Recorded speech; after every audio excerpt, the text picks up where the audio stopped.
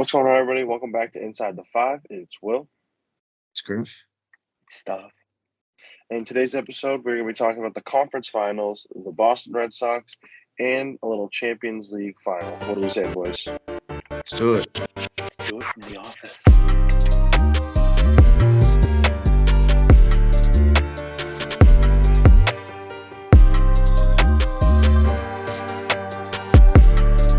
All right. What is going on, everybody? Welcome back to Inside the Five. We've had a lot happen since last week. As you guys know, we are on one episode a week every Friday. Since then, we've had a lot of games between the Western and Eastern Conference finals. We're going to get things started in the West. We're going to switch it up here because the Warriors are officially NBA Finals bound. They beat the Mavericks. It was a gentleman's sweep, correct? It was 4-1. Give them one in Dallas. Luka's magic kind of wore off. The Warriors were absolutely electric. Steph Curry won the Magic Johnson Western Conference Finals MVP. Just an absolutely dominating series, in my opinion. Will, just first thoughts. The Warriors back in the finals. Does this remind you of any of those finals teams, or are these Warriors a different beast? Honestly, I really think they're just different. It's a whole different team. It's a whole different style of play. Not completely different style of play, but like it's different than when it was with KD and when it was without KD, and it was just Steph, Clay, and Draymond. This team is kind of just like they still have that shooting like pizzazz where they can just fire on all cylinders and just absolutely bury a team. And then there's also they also have that ability to really just drive into the paint, which I feel like before in the past they really never had that. I feel like they killed a lot of teams with just shooting the jumper and taking some good mid ranges and letting Draymond really go to work in the paint in the past years. Now they can kind of do a little bit of everything, which makes them more of a dangerous team, and that's why they pretty much killed the Mavericks. Yeah, and I feel like a big reason for that. I'm glad that you brought up the fact that this isn't a team that's just out here shooting threes, right? Like we've Mm-hmm. seen in the past with Steph, with Clay, with Harrison Barnes, even before the KD era.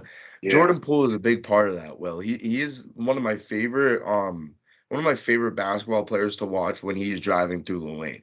The way that he just like he's so like lanky and scrawny, but like the way that he drives to the lane and finds his way to the bucket and kind of contorts his body just to get to the bucket is insane. He's one of the better slashers in the league, and he's not a dunker by any means. He just Mm-hmm. gets to the rim and he lays it up. Like he's honestly awesome to watch around the rim. We've seen Steph shoot more jumpers than threes. I want to say I don't remember what game it was this series. I want to say it was game two in Golden State, but I could be completely wrong. It was one of the games of the series. In the third quarter, the Warriors really came alive, and it was the game that they had to come back. They didn't do it by shooting threes. I think they shot like 4 or 5 threes in the third quarter, and they came back from like a 14-point deficit, and it was just straight up by getting to the rim, by shooting easy mid ranges, by just like getting open, all of that. Like this is a team that like they get it done at all three levels. They play amazing defense, and Jordan Poole is a good I was defensive just gonna player as well. Yeah, I was just going to say they've been playing really, really good defense. And I know, like, we've been talking about, like, matchups and stuff like that. Like me and Stav obviously said the Mavericks were going to make it to the finals. That was our prediction. But, like, the Warriors honestly make sense. And obviously, it is what it is For right my now. prediction. That was yours.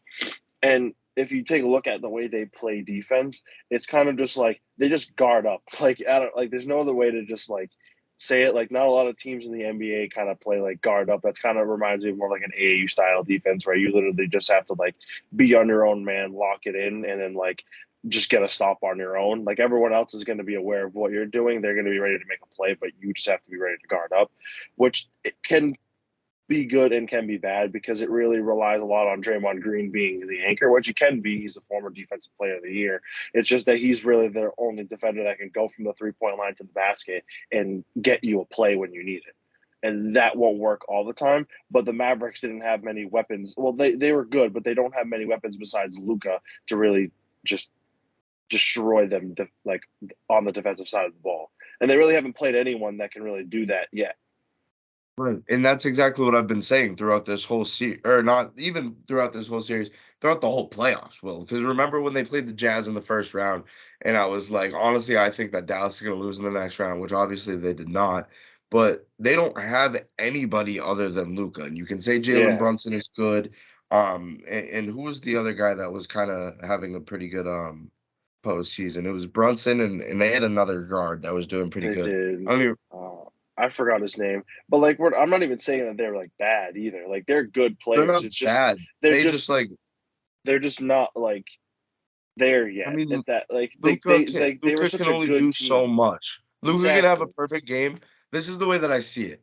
Your team cannot be in the NBA finals if your best player has a perfect game and you still lose. Like, and Yeah, Luca has done that many times throughout this postseason in games that they've lost. It's like and in the Luca regular has season too.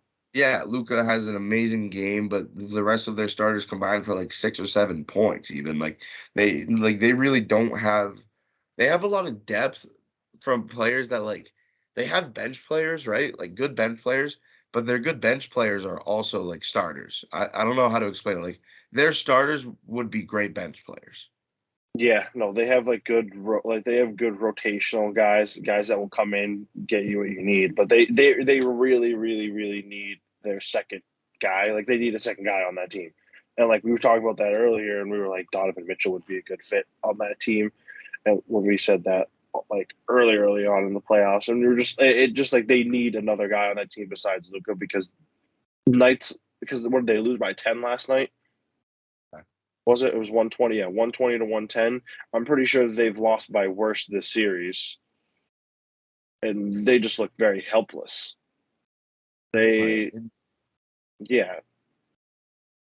I mean, I mean, 112 to 87 was 112 to pretty bad. 87 was really bad. At that point, that was game one. And looking at that game, we pretty much knew the series was over if that's all they were going to give.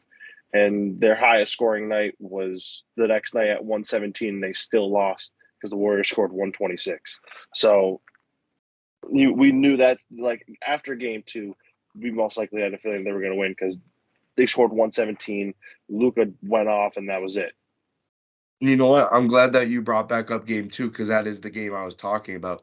The whole game, this wraps around both of my points. I was talking about the fact that the Warriors don't shoot as many threes as people would think. The Mm-hmm. Warriors took 28 threes in the whole game, which you would think is a lot. The Mavericks took 45, right? And the Warriors won by 9 points. And then to my point where Luka Doncic can play a pretty much perfect game. He had 42 points in this game. He had 8 assists and 5 rebounds. He shot 5 for 10 from behind the 3 point line, and he shot 12 for 23. That's over 50% in a game in 38 minutes, Will. And they Mm-hmm. still lost this game by 9 points. So, like, game 2 was kind of the perfect example of everything that we've brought up for this Mavericks team. And I think it really, this is a great example of the fact that they really need another guy on this team to kind of handle the scoring because like Luca, like we said, like he drops 42 points, right? That's half of a team's points almost. Like Yeah. average, you score around 100 points, and I know it's probably up a little bit, but like when you look at a game throughout the regular and postseason, you're floating around 100, and Luca scores 42 of those, and you still lose this game. Like when when JB dropped 40, I think. Jason Tatum had a bad game. We scored like 115. And it's kind of reminiscent of that, but it's the fact that we just had a bad game, right? Like Luca put on Yeah. literally a perfect game and they still lost. Like that, Like it just completely the shows where the Mavericks are. yeah, the nights that Luca drops 40, you expect your team to drop more than 60 combined. Like you're hoping like a little like not Exactly. like you're hoping for a little over like You need some 110 help. out of the team. And then if you lose that game still at 110, then like you're still in a good position. You just got to play better defense. Like I'd Exactly. rather score over 100 points and lose knowing that we can play better defense and win a game the next game and do the same thing than losing a game scoring 100 or less and then losing by like 19. And I know we're like throwing these things out here, but like They did play the Warriors that are a great team, but at the same time, like the Mavericks are looking to compete for championships at this point. And the Warriors are the team to beat, right? We kind of Yeah, knew it. When Clay came back, he was kind of iffy to start, and Clay in game 5 had 32 points. And I feel like Clay, who likes to float around there, I mean, I know you remember the night, Will, where he just magically dropped 60 and only dribbled like 2 times the whole yeah. game. We're not going to see that Clay for this postseason. And I don't think we're gonna see that Clay until like maybe halfway through next year. He's just like he's still coming off an injury. Like it's only been a couple of months, and this guy's putting up 32 points in a closeout game at Chase Center. Like Clay It Thompson's says been a looking. lot about like his career right now. Like if we're gonna like just break that down, like that says a lot about who he is as an NBA player. Because a lot of people were like, "Oh, Clay will never be the same after those injuries, like being out for so long." And I was just like, actually, I believe this is his fifth or sixth straight finals appearance because of the injuries. Yeah, for seasons that he's played, he hasn't missed the finals in like I think it was 6 years. Yeah, like the two seasons that he missed, they didn't go to the finals, and then he comes back and then he's in the finals. He like obviously we already know that he's a key piece for this team every single year, 100%. but like him coming back from an injury, dropping 30 points, and like being decently consistent and having that ability to just go off, take over, and like he can go back on the bench for like a whole quarter, and it doesn't matter because they're just going to kill the team anyways. In a longer series, saying like 6 or 7 games, you're expecting Klay Thompson to drop at least 30 in 2 of those games. Hmm. And when he's not dropping 30, he's dropping a solid 20 to 25, and he's getting a couple of rebounds, and he's still playing some pretty good defense. In my opinion, I'm just gonna say this right now. In my opinion, Klay Thompson is the most ideal and the best pure 3 and D player in NBA history. I He's your truly best believe that. two. Like he's your I best don't two. think there's anybody else that's a true 3 and D like that, that like just really embodies the role and is a superstar from it. When you think of a 3 and D, you think of a wing Role that just player. like okay, like he comes out, he shoots a couple threes, kind of like a Dorian Finney-Smith they call a 3 and D, but Klay Thompson is a 3 and D, but a superstar. Says a lot about like how good he actually is because the role of a 3 and D player is literally to just shoot a couple threes a game, play solid defense, and be like a good role player for your team. But when Klay Thompson's out there running his little 3 and D combo, he's doing it at such a high rate that like It's I mean he's amazing. it's because a lot of the 3 and D guys in the NBA fail to move without the ball like efficiently, and like Clay Thompson is literally the best player possibly ever to move without the ball efficiently because literally he just didn't dribble and scored what how many that game? Like 16, I think it was in the it was like Garden. 60. Yeah, it was like crazy. Like you don't see that ever. Like you'll never see that again. But like if you look at him and like Steph even does it too. Like when he doesn't have the ball, he moves up the ball like he used to. But now Steph kind of controls the game more than he used to, which he's really good at. But like you see Clay just moving around, kind of getting in his spot, and then for some reason, like he's not gonna miss. Like not for some reason he's not gonna miss, but for some reason he's finds his way open, gets the ball, shoots it, makes it, and then comes back, plays defense. That's literally what he does. Really, I don't know why I said in the Garden. I meant to say in the like at the Oracle. Like I Yeah, totally just I knew it was a home game, but it was I just looked it up. He had 60 points in a game. He only dribbled 11 times, and it was in 2016. He had 11 dribbles, 60 points, and I think he had like 30 something in the third quarter. He had another game where he had yeah. 43 points on 4 dribbles. Also at the Oracle. Like he's insane. Like when it comes to those games where he just kind of can't miss a shot. And you're right, Will. He's an ideal guy of moving off ball, and he doesn't need to dribble to create a shot. He'll just move, he'll catch the pass, and he'll shoot it, and it'll go in. Like Klay Thompson is so dangerous on this team, and it's crazy that we keep talking about Klay Thompson because we're hyping him up so much, Will, and they have so many other guys that can do it on this team. Mm-hmm. And as a Celtics fan, I'm glad that we're not going to be playing Gary Payton. I'm obviously sad that he's injured and he's such a good defensive player. If they had Gary Payton Jr., they would be, I mean, one of the heavier favorites to win it all. And now I think that depending on who they're playing, and we'll talk about this series in a minute, actually, maybe we should just transition right now. We Um, should. moving on to who they're going to be playing out of the East, we got the Celtics and we got the and that series at 3-2. And in my opinion, it's not over. Obviously, because I'm a guy that when it comes to, I mean, any sporting event, I don't think it's over until it's officially over. Like 3-2, we literally came back from 3-2 last series. The Heat can easily do it, and I'm not predicting that they will, but I'm not throwing it out of the picture. I'm not saying that this series is a wrap because it's truly not. Hmm. And we're recording this on Friday morning, actually. We're releasing this on Friday afternoon. So this will be out before game six even happens at the Garden. So I guess we'll throw out some predictions here. Well, with the series being 3-2, game six obviously being at the Garden, game seven going to be in Miami at their new arena. I don't remember what it is. I knew it used to be like American Airlines or something like that. But I don't remember where that is, or what it is. With it being 3-2, Will, what is your official prediction for the end of the series? End of the series. So I like you said before, we like can't rule out the comeback because we literally came back from 3-2 last series.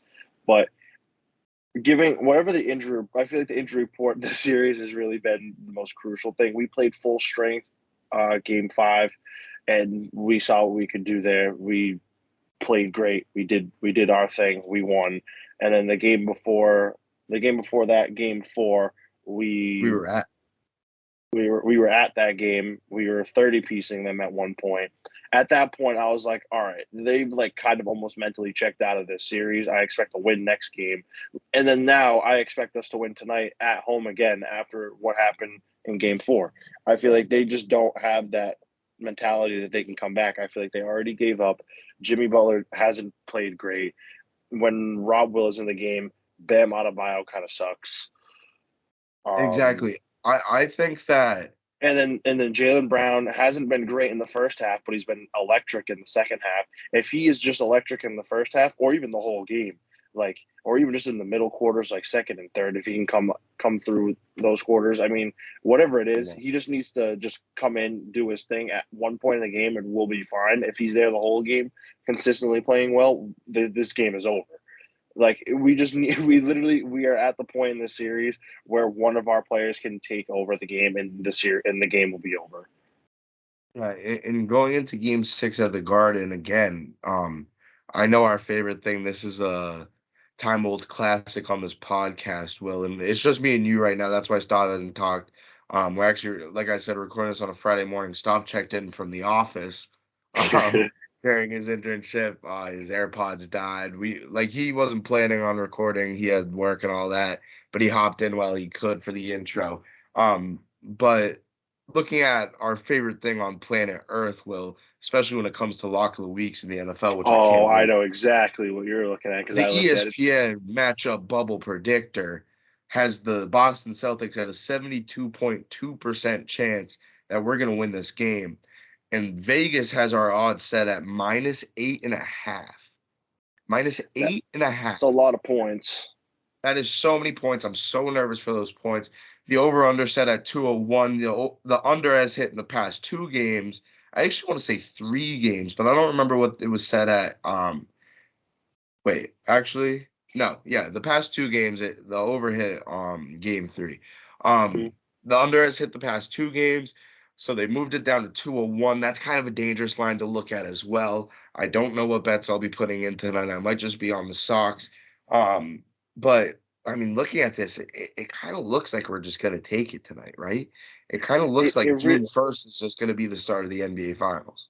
it really does. And I mean, as I said earlier, the injury report is really a key aspect into the series. I'm pretty sure it's not confirmed that Rob Will and Marcus Smart are both playing, but I'd like to assume so in a closeout game. I'd like to assume they would both be playing. If anything, Rob will be on a little bit of a minutes restriction than he was the last couple of games. Marcus Smart will most likely be playing. They're only listed as day to day.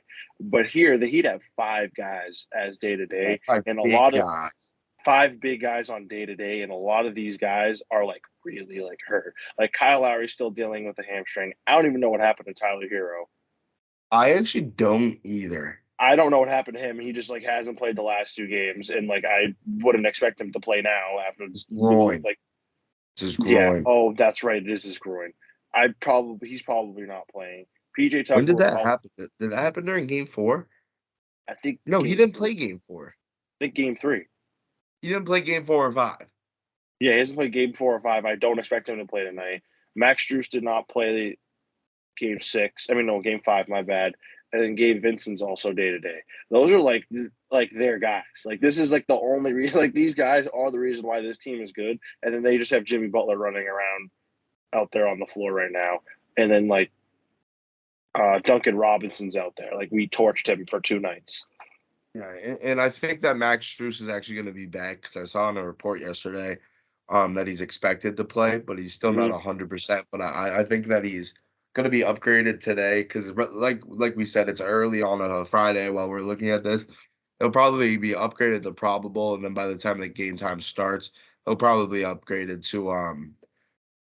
to fully available. But when you look at like this whole injury report, like you said, well, there's 5 guys on day to day. There's no reason to expect that all 5 of these guys are going to play, and all 5 of these guys need to play for the Mm-hmm. Miami Heat because these are 5 very important guys. Like you said, it's Hero, it's Lowry, PJ Tucker, who's been the quote unquote Tatum stopper, Max Strus, Gabe Vincent. Gabe Vincent has been a big guy in this series. I feel like He when has. I'm watching him, he has been looking amazing, and I believe he's expected to play Game 6 as well. Um, but looking throughout like this whole series, it's been the winning team has just literally been who is more healthy, which stinks to look at. But I truly believe that if injuries weren't a thing, if we were in 2K and we turned injuries off, the Celtics win this series easily because like I feel like the fact that we're dealing with Marcus Smart and Robert Williams being in and out, I think that's more important than every player on that list other than Kyle Lowry. I still kind of I believe I that it's more still important. I still think Tyler Hero, I still think he's one of the bigger names on that list that is there as a day to day. Like he has been out the last 2 games with a groin injury. Like he's gonna like I'm assuming he's gonna try to play tonight because it's a closeout game. But I honestly don't think he's gonna be playing well. And if he does, it's not gonna be great at all. Like that's like probably one of the hardest. Like you have to think about like the groin injury at that level is like very, very hard to play with. Like I don't know how bad it is, but it was clearly bad enough to not play 2 games. It's Right, only been like 3 days. and this is the guy, Tyler Hero. He was their leading scorer in the regular season, and Yeah. obviously Jimmy Butler finds like a new motor in the postseason, and he's averaging 25 a game, and Bam Adebayo's averaging 15, and now Hero's averaging 14 off the bench. But like in the postseason, he's their third leading scorer, right? And looking at it, Max Strus is their fourth. Victor Oladipo, who, in my opinion, has had a great series against us and Mm-hmm. had a great game 4. He's their fifth leading scorer. Gabe Vincent, PJ Tucker, 6 and 7. Like 3 out of their top 7 players are questionable tonight. Like these are like scoring wise, these are like big hits that they're taking, and they took a big hit in the last game, and that's why we just went out and win. If we're 100% healthy, I truly believe us closing this out in 6. As long as we have both Marcus Smart and Rob Will. If we have just Rob Will, I still see us winning. If we just have Marcus Smart, I think we're 50-50. I think Rob Will is the most important player that we need. I was gonna say the same thing. I mean, honestly, it could be a little bit more than 50-50 for us to win with just Marcus Smart, just based on how flat the Miami Heat have came out in the last few games. What was it, game 5? They didn't come out that flat. We kind of weren't great to start, but we kind of just like took over eventually, which is can happen. But game 4 was like literally the flattest a team could ever come out, and they still weren't even that great in game 5 either. I don't really expect them to come out like firing because they have 5 guys injured. Like all 5 of those guys are actually dealing with like legitimate injuries. Like even though like Rob Will is coming off of an injury, that's why he's on the report. Like he's literally has to deal with soreness and swelling like after every game. Like it's not like 100. He's not 100% yet. And then Smart's still dealing with his foot, right? Yes. So I mean, like those are not like compared to what the Heat are dealing with, it's really not that bad. Yeah, no, I agree. And I think that hopefully we close this series out tonight, but I don't really have anything else to talk about when it comes to the Celtics Heat series. I feel like this season has been a crazy season of us talking about the Celtics. I mean, they're a completely different team than the first half of this year, Hmm. and it's been crazy to watch them just heat up. It's kind of Red Sox esque It's like where they fun just again. where they just like heat up and they don't stop, and you see the inconsistencies, but the inconsistencies aren't even hurting us as much as you would think they were. Awful, like just like Yeah, playing awful defense, awful offense, and we look like we just shouldn't be in the playoffs. And then the next game we come back and we win the next three games, right? In the postseason, and we're just like electric, and that's all you need. Like you just need to make a run, and that's exactly what we're doing. And I'm hoping we keep this up. And Game Six is the perfect situation where we have home court advantage at this point. We stole home court from them. We are up 3-2. We are going home to play Game Six, and I mean, that's exactly what you want in a series where you guys don't have home court advantage. Steal it, get to game six, and go win it in the Garden. exactly. So I think that's going to wrap up our NBA talk for the day. We're going to move over. We got two more things to cover in this episode. Huh.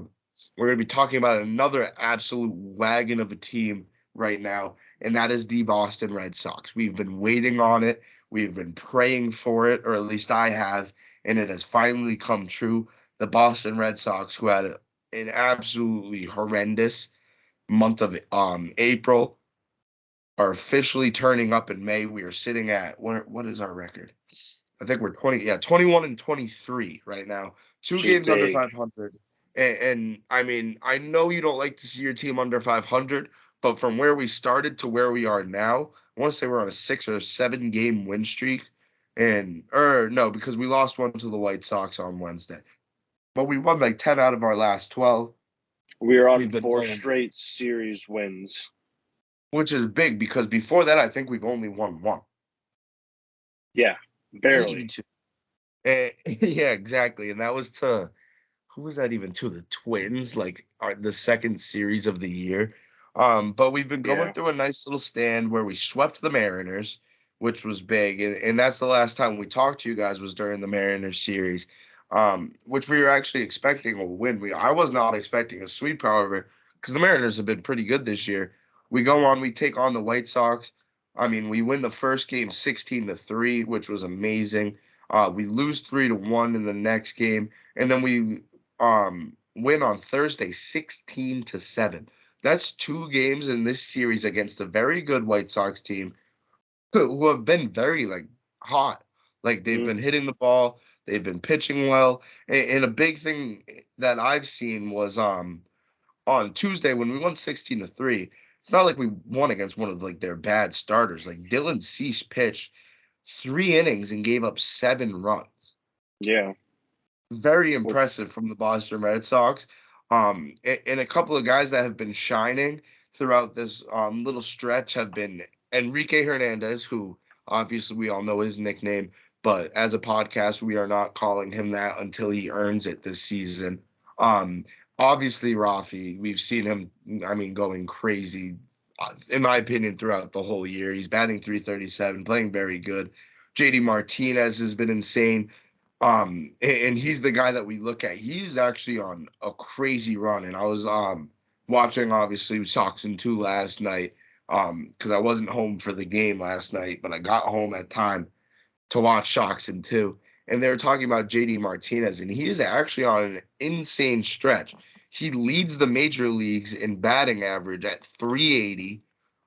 He's not hitting a lot of home runs, but just the way that he hits the ball all around the field, he's not scared to bring it to the left. He's not scared to pull it for a home run. He's hitting singles. He's hitting doubles. He's moving runners, and his OPS is at 1,029. That's third in the league. And when it comes to home runs and RBIs, he's really not up there. But just the fact that he's getting on base, he's advancing runners. He has been big for us, and it's kind of like those numbers do show up in the very advanced stats of baseball, Mhm. but it's kind of like when you think about a player in basketball, say like a Marcus Smart. He's the most important player on our team right now when it comes to offense, and the numbers just really don't show up in the home run and the RBI category. But he's the guy that will hit a single, he'll move a runner to third base, and then that'll allow Verdugo, who had a 4-hit game last night and who has actually been coming back alive. He almost hit his first run since that little 3 home run stretch. Last night, he hit it off the wall. And Story, who's been batting six and has been amazing. Like JD is on base for him almost every time he's up. And I was listening to Story's post game presser last night, and he was like, when the big difference is that guys are on base. When guys are on base, it means like you want to bring them in, right? And it's a different feeling than when you're going up there, no one's on base, and you got nothing to lose. You go out there and you get a hit, you bring in some runs. Trevor Story's been doing just that. He Mhm. leads the majors in RBIs in the month of May, and I think he has 32 right now, and we still have a couple of games left in May. He has been insane, Will. Do you think Trevor Story is here to stay, or do you think this is just an insane run? Because obviously, I mean, he's hit 7 home runs in 7 days. He's not going to keep up with that, but are we ready to see some production out of Trevor Story, or is he going to fall right back down? I feel like this is 100%. We're going to see this production from Trevor Story. I feel like like at this point in his career, this is what he should be doing. And like, I feel like as a Boston fan base, it's very hard for like us to just be like, okay, he just needs like a little bit of time to like just settle in and stuff like that. And we've noticed what that has done for us. Take a look at our Boston Celtics halfway through the season. We were just like, what the hell is going on? 25 and 25. Now we're one game away from going to the NBA Finals. We had a very lazy month of April. May, we are flourishing. I expect us to carry this along in the summer. I mean, the ball's going to start flying. It's going to get hotter out. We're looking good. Uh, as a collective, we're playing very, very good on offense, which before we were bad on offense and bad pitching. Like we couldn't do anything. Nights that we couldn't do anything, we were terrible. Nights that only one of them was on, we would score like 4 runs and still lose. Or we would score like 1 or 2 runs, and our pitching would be terrible. And then nights our pitching would be terrible, they had no run support, and then our pitch we would still end up losing by like 4 or 5. So like we were just an utter mess in the first month of baseball this year, and I'm glad to see that in May we're playing really well, as well as Xander's still batting consistently. Rafi's still out here doing his thing. We're like we now have more than like 2 guys just like playing well on our team, and I expect Trevor Story just to be like consistent. I don't expect him to sit here and mash home runs every single day and just like have what like 30 RBIs every single month. Like that's not going to happen. It might happen again, but like in a month, but it won't It's happen. not. It's not going to happen throughout the whole season. Yeah, like at this rate, what is he on pace for? Like over like 120 RBIs? Like at that point, like that's like ridiculous. Yeah, I But mean, he's been going insane, and it's been really the offense, which is exactly what we expected, Will, right? It's yeah, exactly what we said at the beginning of the season. Once the lockout got lifted, we were like, we are going to be an offensive team. We know where our pitching staff is. And a big area of concern, and I'm going to bring up Matty Backpacks right away, who, in my opinion, last night in our 16-7 win, Michael Walker had a shaky start. But Michael Walker isn't the guy that I'm scared of. He gave us 4 innings pitched. He let up 5 runs, which is tough. But like it's a White Sox team that was ready to hit at some mhm. point through the series. This 3-game series, you knew that they were going to give up some runs to this team because they're a very solid offensive team. And Michael Walker just had the bad day. But Michael Walker, who has a 2.83 ERA, has been doing better than you would expect. And then you look at a couple of our bullpen guys that came in this game, and I feel like this game is a good representation, even though we put up 16 runs. And Plawecki's home run, which I won't count his first of the season, was off of a position player, which I would do the exact same thing. And I'm surprised that LaRussa wasn't pissed about it because we'll remember last year the Yerminator hit a bomb and was mad. I'm surprised Tony LaRussa didn't say anything about it. But when it comes to this bullpen, well, the guy that we've been looking at throughout the whole year is Matt Barnes, right? And he's our guy who halfway through last year was, I mean, one of the best closers in the league, right? And he'd been doing it for years. He had a good slider, had a great curve that went down into the dirt. Not good with velo, not really great with speed, but he had a lot of control in his junk and all of that. He walked four batters in point one innings pitched. He had two earned runs and only one strikeout. Walking four batters in point one innings pitched is awful. Like not even like borderline bad, it's awful. Like that is so bad. And we took him out. We brought in my go Hirokazu Sawamura to finish out the inning. And like that's just a guy when it comes to the bullpen, and you know that we're not going to be a fantastic bullpen this year, that's someone that we need. And he's someone that we were looking for as our closer again.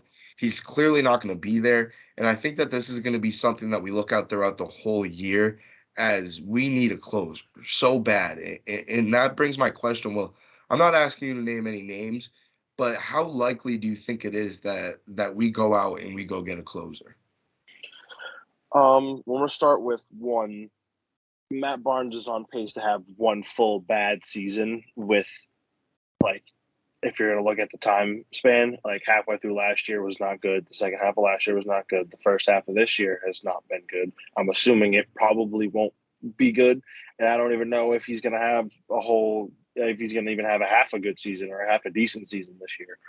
So at this point, I feel like at the end of last year, it wasn't that bad. It was bad, but it wasn't that bad. We were kind of just like, we're still making a run. We're still playing good. We're fine. Unfortunately, we didn't make it to the World Series. Now this year, we started off really slow. He's been terrible to start.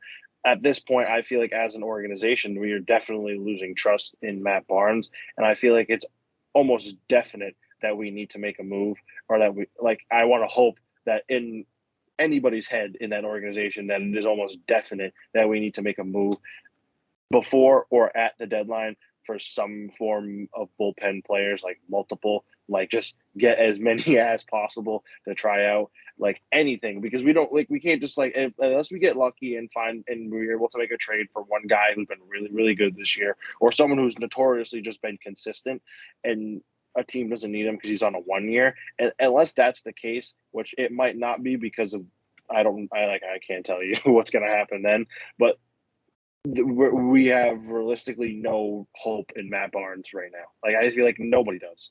Like you see him go in, and you're just like, oh no, here we go again. And then like last night, walked four batters. Like you can't do that coming in late innings.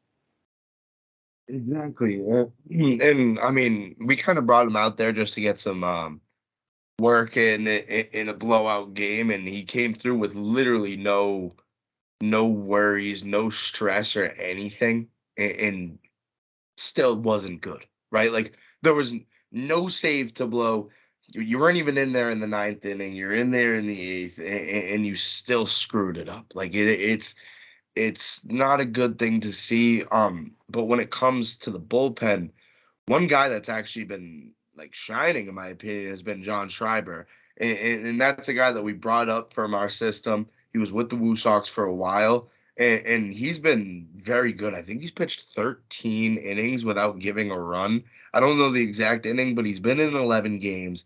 He's pitched a lot of innings. His ERA is still at zero. Well, and Mm-hmm. he's a guy that this is the era of the sinker, and he throws an amazing sinker, and he throws a great slider.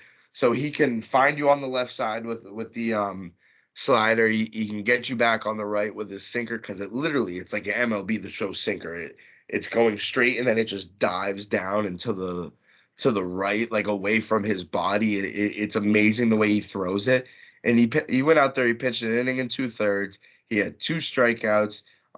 He threw 17 pitches, 11 of them were strikes, and he finished with the win. He's 2-0. And I'm not saying that I'm looking for him to be a starter, but this is a guy that I see coming in the sixth, the seventh, or maybe even the seventh and eighth, being a two-inning guy and completely locking it up. Like he has been amazing. I mean, he's literally been scoreless. Like this is the He's a only bright perfect spot, in my middle opinion, in this relief. bullpen. He's the perfect middle Exactly. relief That's guy where that I'm seeing. we could use him at, and especially with the way some of our stars have been, as of recently it hasn't been too shaky. But especially if we need to yank someone in the fourth inning, I feel confident bringing him in for like 4 or 5, maybe even like half a six, depending on how he's playing, and we get a solid middle 3 innings in, and then we bring someone in for 7, 8, 9, like whoever it is that we bring in through those innings, and we can still, and I would still feel confident in us getting and still winning the game possibly with the way our offense is going. If we had to yank someone in the fourth or the third, and he comes in and fills in for a few innings, I wouldn't sit there and be stressed out about it.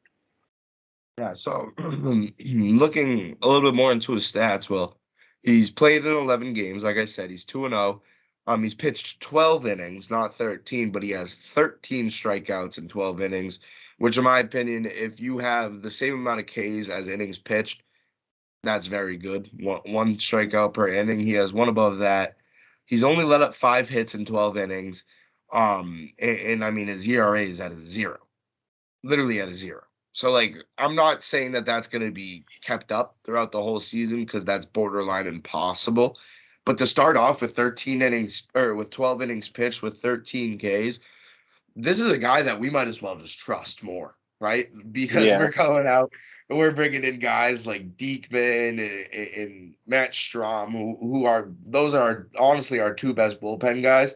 And I think it's time to just put Schreiber on that list. And I think he should honestly be closer to the top of that list. And I think he should be getting more of these outings where not big pressure outings, but maybe up by 3, up by 2, up by 4, where it's like sixth or seventh inning and just see what he can do with a little bit more pressure on him, ease him into that role. And I don't see him being a closer for us at all, but just one of those guys that when there's a little bit of pressure, throw him in there, let him go to work. I actually believe that this guy has some really good stuff and can get us out of some tough situations and innings. Like I think we can bring him out there in innings where there's 2 on, there's 1 out, and we're up by 3. And I actually believe that he can get us out of it. I've been watching him throughout his appearances. I think I've seen at least 5 or 6 innings that he's pitched, and he's been awesome. Like he's truly been awesome. yeah. Like I said, his sinker is one of the better sinkers that I've seen, and he doesn't throw it too fast. Just the way that it moves, the way that it breaks is awesome. And he's just overall like he's been great, and he's been really one of the only bright spots in that bullpen. Will. He really has been, and I'm hoping that we give him a little bit of trust. Stays consistent, and that's like one of our guys that we like because that really helps us, especially if we're looking to make some moves and stuff like that. If we really need to acquire someone else, that we could have a good combo coming out. Right. And to finish off the pitching talk, I want to talk a little bit about our starters. Nothing too special, but the starters have been good, right? Like they haven't been Mhm. amazing, they haven't been great or anything. They've been good. We've seen some solid outings, especially from Pavetta. Evoldi is a little bit below where I want to see him, but I trust him to pick it up. Whitlock had an awful outing his last one, but before that, he was doing pretty solid. Same with Waka.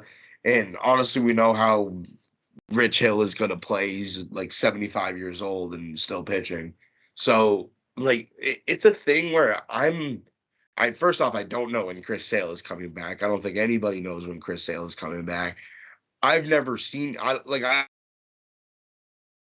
haven't he's even alive at this point. But if Chris Sale comes back, Will, and that can let us either bring Rich Hill to the pen, which is probably what we're gonna have to do. My opinion, we should just DFA him. I think he's terrible.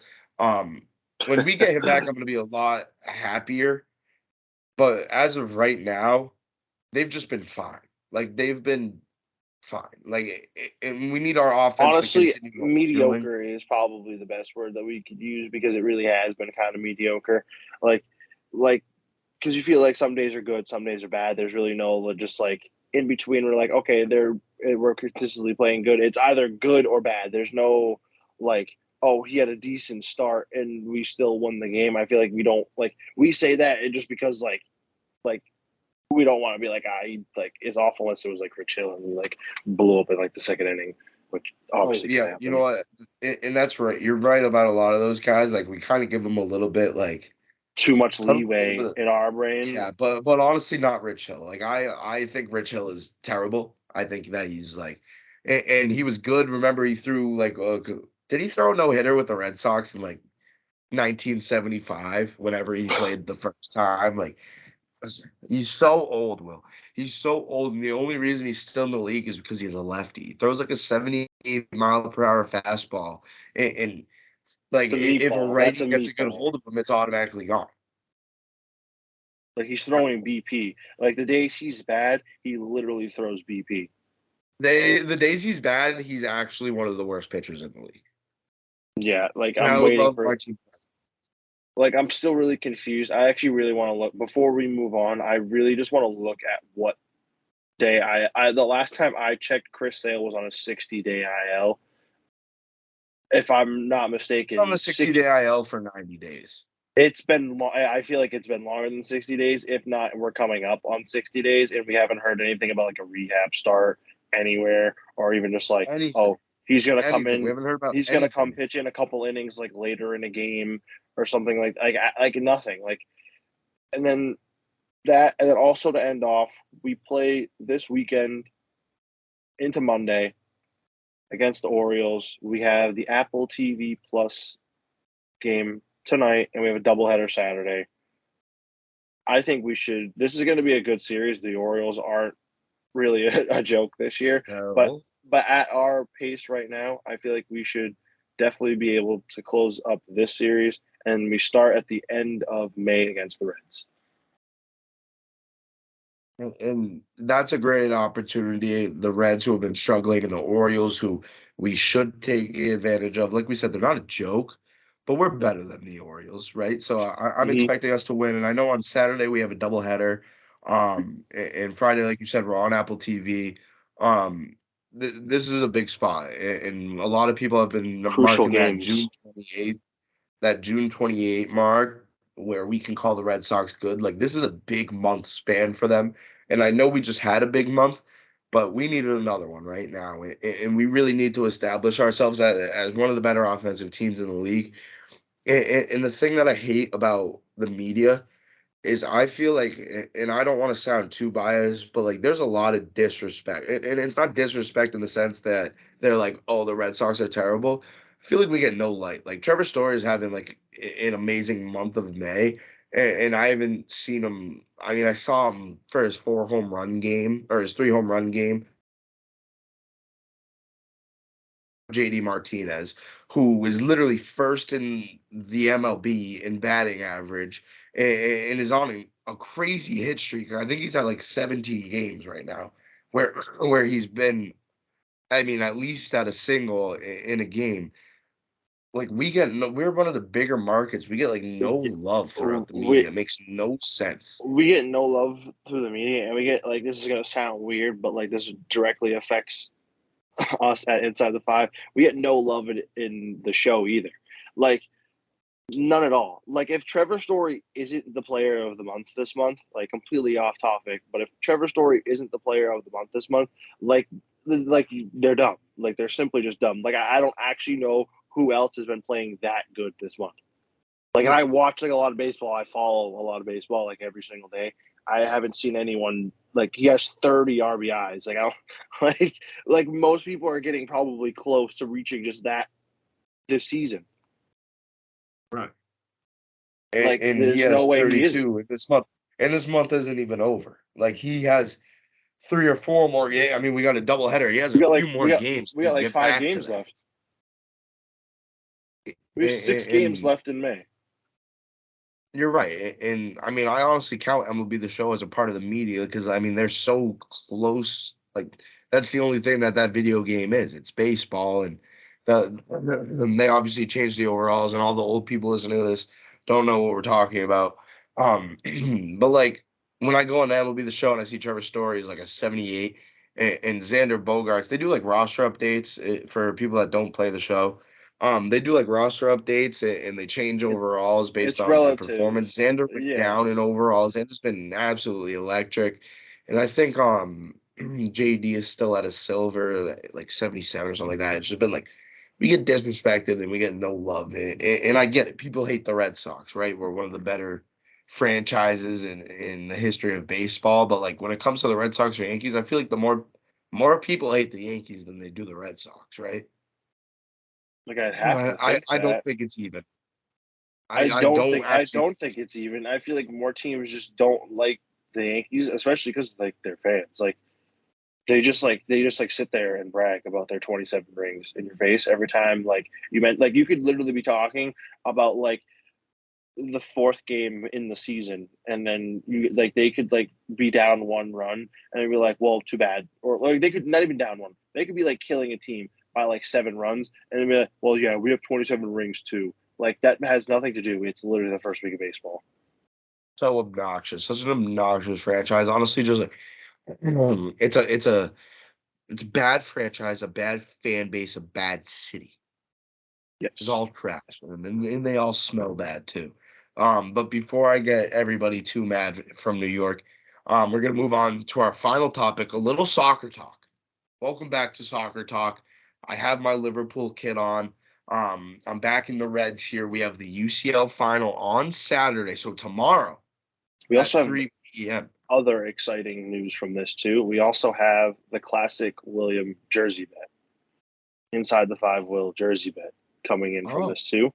I know me and you talked about this, but I did say a long time ago, I believe on our last soccer talk, that I said Real Madrid is going to win the UCL, and now they yeah, are in the final. So I feel like it is only right to put yep. the jersey bet of the year on this and go with if Real Madrid ends up winning on Saturday, I have to get a Real Madrid jersey or Okay, kit. okay, My bad. okay. So let's get into a little bit more details about this. Will all time is 1-1, right? 1-1. We had an NFL bet. What was the NFL bet? Um, Bucks. I think it might have been the Bucks. it might have been. I think it might have been a Tom Brady Bucks jersey that you wanted, and you were like, if they win the Super Bowl, it was like last year that they didn't win, and you were like, if they win the Super Bowl, like I'll buy a Tom Brady jersey or whatever. But the other one was it's such a this was actually such a dumb jersey bet. It was Yeah, this the was like Ottawa probably this was probably like the Senators, worst one. Like, we were doing and it was hockey like if talk. they win one out of their next 4 games. No, no, if they went on a 3 game win streak at all in the month of like I think it was like June or July or whatever. Not June, my bad, not June, July. If they were, it was my bad, December I think it was, and we were like it was like the last like week of the month, and I like didn't think it was gonna happen, and they were on like a 2 game win streak, and they ended it Yeah. with a three with like 5 days or like 3 4 days left to go in the month. I was like, you got to be kidding me. And So you then had to buy I a Tim bought, Stützle jersey because that's our but like guy. yeah, and like it was a cool jersey too, so it's fine. But no, this Do we you have definitely the have to lock jersey? this one in. What? Do you have the jersey, the Tim I Stützle do have, jersey? I do have the jersey. I don't believe it. I'll get it right now. Actually, For the give me a YouTube second. viewers. Yeah. Will be right back for the YouTube viewers, but the UCL final. I think Will wants Real Madrid, as we said, he's gonna buy the jersey. I obviously am back in the Reds here, big Liverpool guy. And Will show the jersey. We have Stutzel, and Yep. then that's the front. We have the back here. We have Timmy Stutzel. Can we see? Is this bad Will angle? Will all time 1-1. I mean, I'm personally hoping that you don't have to buy a Real Madrid jersey. Will, if they do win, do you have a specific player in mind? I have a couple. I was thinking. I feel like we Because I have to have go. one player, and I know you have a name, and I'm not going to agree with it, but I know he's nasty, and it's a I good I have choice. I have two, and I want to see if I can even get the UCL like patch and stuff on it too. Like I want like a cool one. Like if You that's, can. You should be I able to think I find can. that. I should be able Nice for to. some euros. And I want to either get Benzema or Vinny, or maybe even I'll go like the man of the match if they like whoever is the best player in this game today. I might do that too. I mean, it's most likely going to be Benzema if they win. Like he's just been He'll disgusting. probably score like 4 goals. Yeah, but like I really want to get like a Benzema jersey. He's just cool. I've always been a big fan of Benzema. But like Vinny would be cool. Trying to think who else would be cool. I mean, there's so many names on this team that are just really, really good. But Luka I feel like Modric, legend. legend. I mean, you could really go anyone, but I really want to go Benzema just for the culture here. Yeah, I see. That's the name that I knew you were gonna say, and the only reason I'm disagreeing with it, I love Kareem Benzema. I just think that a Vinicius jersey is so cool because it just has Vinny Jr. on it. Yeah, that is cool. I don't know if like some of them do say that, and then some of them I've seen actually have his full name on the back. If you were to get a Vinicius jersey, you would have to get one that says Vinny Jr. And if they Oh, don't have one obviously. available, then you have to get Benzema. Okay, That's the way that that might be fair. That might be fair. okay, so that's deal. Will, I guess we'll go straight into our predictions. I need a winner. I Hmm. need a score. I'm asking a lot from you here, and I need a man of the match. Okay, so obviously I'm gonna lean towards my original prediction here. I'm gonna go Real Madrid. Gotta really feel out the score here. It's this is a very hard sport to predict the score. And I'm gonna go 4-2. Benzema to have at least 2 goals, and man of the match, Benzema.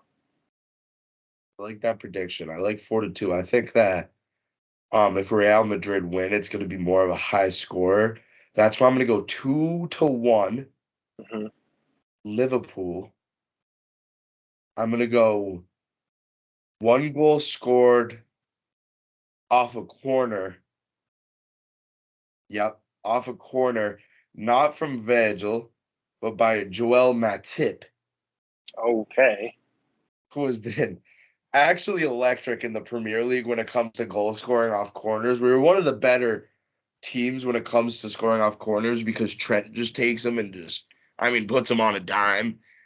In one of our goals scored from not Mohamed Salah but Sadio Mane, and I believe that Allison Becker is going to be man of the match. I think that we're going to have a lot of shots on goal from Benzema, from Vinny, from Rodrigo. And I think this is a big game for Allison. And If he and I think shuts if he shuts out Real Madrid, he will definitely be man of the match. But if Liverpool wins, I'd expect someone of the likes of maybe possibly the defense or Sadio Mane to be the man of the match. exactly. And I'm not saying like Trent's my favorite player. I don't think he's gonna get it because he's kind of one of those guys that I feel like he does everything, but he doesn't do like the biggest things. Like he does so many small things that just add up. If it's going to be a defensive player, it might be Virgil for locking down Benzema if he can. But that's why I'm going with Allison. I think that just like if we hold a clean sheet or even just one like bad goal, then it has to be Allison because he's been so impressive throughout the whole season, and I expect them to do it in this final as well. I really I don't know why this might be just fully biased. I feel like we need Liverpool to take this one out, and Real Madrid is such a good team. This is going to be a great final. Huge rematch without some key pieces from the Right. previous from the Right. previous uh, installment of this UCL final before. I'm expecting a really good game. I'm really excited for this one. Yeah, I am too, and Will, we're going to be watching it together tomorrow. So, I mean, yeah, I think that's going to wrap up the episode. I don't have much else to talk about, right? That's all I got. All right. Well, yeah, we hope you guys enjoyed. We will catch you guys next week on Friday. Stay tuned for the Instagram to see what jersey Will's going to be buying if Real Madrid wins. We'll see you guys when the Red Sox are over 500, and we will see you guys for game 2 of the Warriors Celtics NBA Finals. We hope you guys have a good week. We will catch y'all later, and peace. Peace.